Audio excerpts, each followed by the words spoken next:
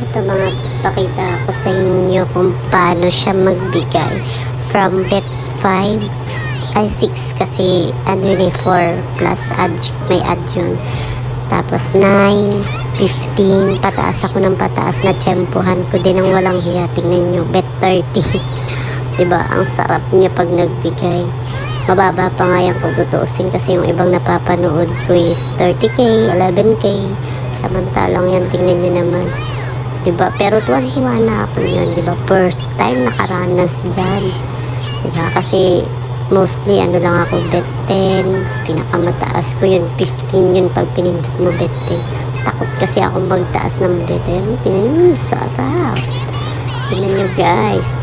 Diba? Dalawa na kada pa. Sabay kuha ako lahat yun. Diba? 4-4 bagsak. Sarap. Tuwang-tuwa ako niya kaya cash out ko agad. Ano pa bang hinihintay? Ang sarap. Diba? Minsan ganyan talaga kasi sugal, panalo, matalo. Pero syempre, mas madalas talo.